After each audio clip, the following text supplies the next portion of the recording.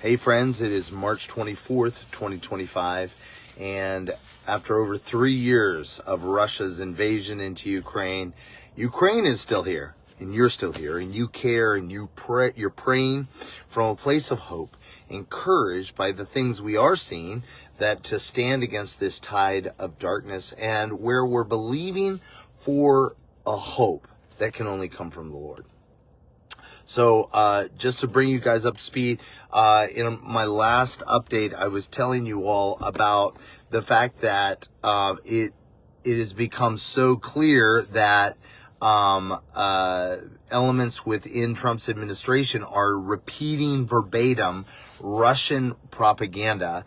And one of the things we were praying is it would be revealed, it would be made clear that what is lies, that the lies would be revealed, that truth would out. And if you guys have been with me for this whole journey, you guys remember in the early days of the war, that's what we were praying for again and again. The Russians were pushing a narrative of confusion, of lies, of propaganda, and we prayed, and those lies were destroyed by the truth. Well, we're back there again, and because the enemy, both on earth and otherwise, is never creative, they're just recycling the same lies, and they are just as idiotic. Whether it was J.D. Vance talking about the propaganda tours, there is no propaganda tour in Bucha. It is horrible. If you guys want to watch the videos of the responses of the leaders of the free world walking through the rubble of Bucha, it was real. Or whether it's talking about, well, half of Ukraine was Russian speaking, they passed referendums. Those referendums have been proven patently illegal. Also, the fact that half of the people are Russian speaking doesn't mean they're Russian any more than the 20% of American that is Latino doesn't make them more not Americans. In fact, it's as if saying, well, if over half of California or Texas is Mexican, well, the Mexicans should have a right to Mexico to take Texas for themselves. That's the idiocy of that rationale. But on the ground, it's also those Russian-speaking Ukrainians are so Ukrainian by nature that most of them have quit speaking Russian altogether. They are so horrified by what Russia has done. They're all speaking Ukrainian. And so so what we're continuing to pray, we were praying that these sources would be revealed as false. Well, in fact, it's going to 11. They're being revealed. So continue to pray for that. But one of the things that is interesting, we're really praying that Trump would realize that his information sources are compromised. Well, if he doesn't know already, he will know soon. And so pray that happens. Pray that bubble is pierced. And pray that it makes him feel like he's been made to look the fool. Because that, I believe, is one of the biggest ways that Trump can come to his senses. He doesn't want to be made to look a fool.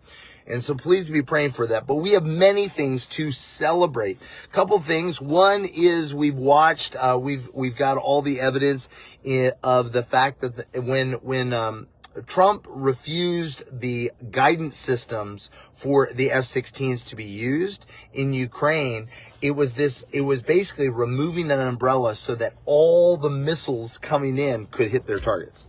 Well, France stepped up and said, we'll give you the Mirages, and they had been saying they would have a targeting. Well, not only that, but the Mirages have been effectively taking out those missiles in the air. We see a lot of the evidence now. Another thing is the gliding bombs for the last year that Russia's been using have been so destructive, so horrific. Because what happens is when the Ukrainians were making the airspace dangerous for Russian fighter jets and bombers, and guys, you remember we were going day by day. They were taking one after another out of the air, and so they were struggling to get bomber crews to be willing to come into Ukrainian airspace at all.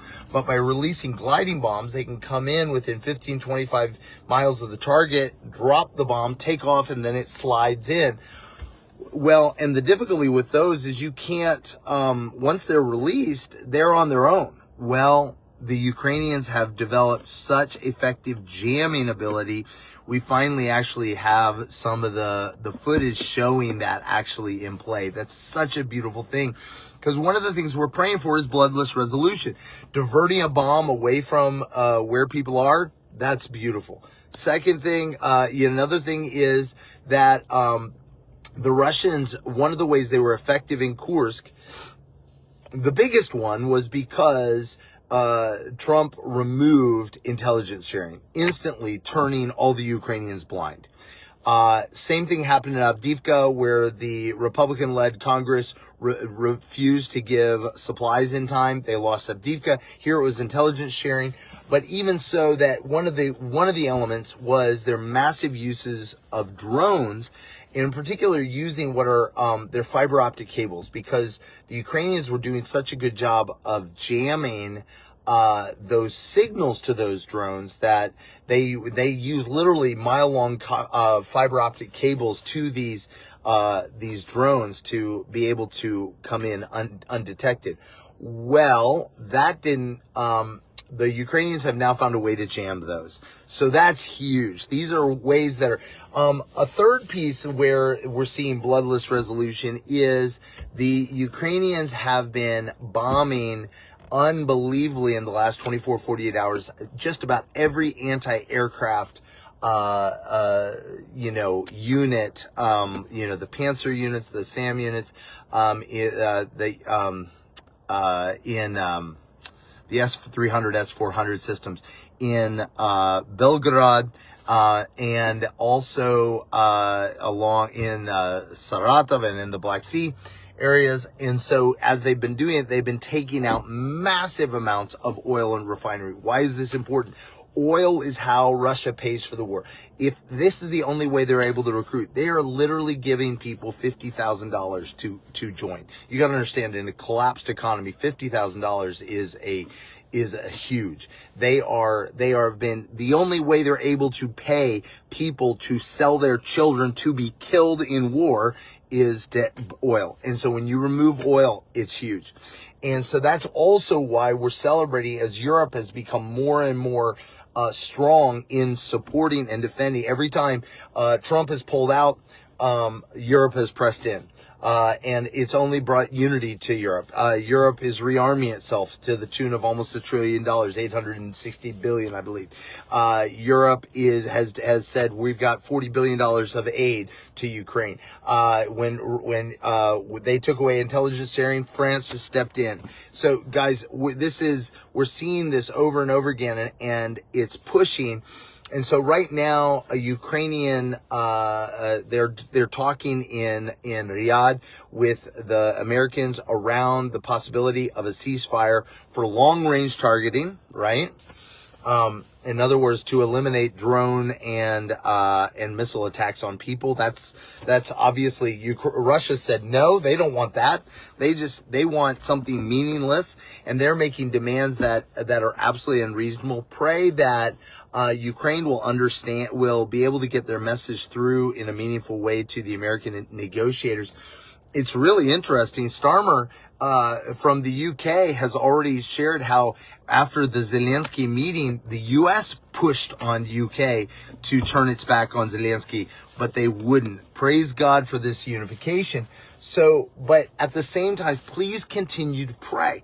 Pray for the truth to come out, but also pray for protection. We saw in the last 24, 48 hours, church being shot, targeted in Kyiv, and a father and his daughter who were hiding with his wife they had evacuated out of Kharkiv in the east and they were staying in a house on the property of the church, died. The father and the daughter died. The mother is left is childless and without a husband. This is what we're praying. Pray that missiles don't land. Pray that missiles get blocked. Pray for glide bombs to be stopped. Pray for drones to be shot down. Pray for no death, no destruction. But pray for the truth to get out there to the West. Pray that everybody who uses these propaganda lines just looks like the insane person that they are by declaring that 20,000 children stolen. That's just part of war. No, it's not. No, it's not. Guys, let there be a growing dissatisfaction in this world for this kind of war. And guys, and a growing belief that Ukraine is right in standing up to this. Also be praying, because I mentioned that Nabiullina has been trying to step down since the beginning of the war as head of the central bank. Now there is a move to try to defame her. There's few people within the Russian government that have managed to not be part of this war. And she's one of the few. Pray for her, pray for Mishustin, pray for others, those Daniels, to arise, because what our end game that we are praying for is this pressure that's being put. Trump has been trying to push some sort of a deal that's pro-Russia. It's not going to fly with Ukraine. It's not going to fly with Europe, and Europe is unified against that. Pray for them to continue to stand, but that pressure then, it turns that Trump has to put that pressure on the Kremlin. The Kremlin, though, is incapable of reaching a deal because they need the war to survive. There needs some measure of success. They need this to work. And so pray that pressure and the pressure they're getting from China, because the United States is saying you can't partner with China, and you got to partner with us. And China says, no, you can't partner with them. You got to partner with us. And neither China nor the U.S. is able to deliver Russia, because Russia needs the sanctions to end today. Just because their economy is headed to triple-digit inflation. And that pressure will drive the possibility to find alternative solutions to dealing with the parties in the Kremlin that are in power. And that's where we're praying for Daniels to arise. Continue to pray. And continue to pray for the church in Ukraine. They've been going at it for 3 years, round the clock. They're exhausted. They're tired. There's a despair in being sold down the river by the West.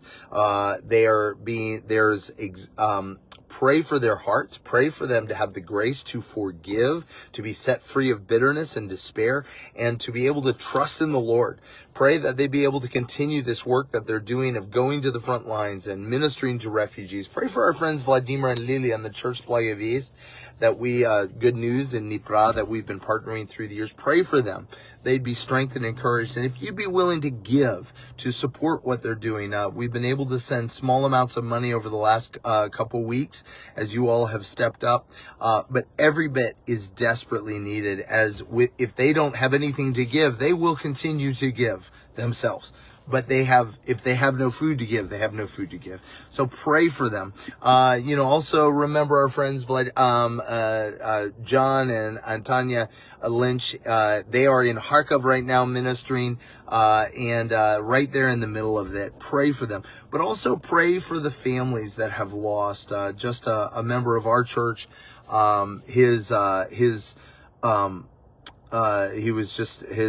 he was sharing about a cousin who had just been killed by a drone on the front lines in Kharkov. Every single death is the death of a person. And pray for those families as they're grieving. And pray for this entire portion of the world to come not just to the absence of war, but to a peace, the presence of Jesus, the gospel going throughout this region, and full restoration. So, guys, thank you so much. As always, if you want to give, go to ariselife.org/.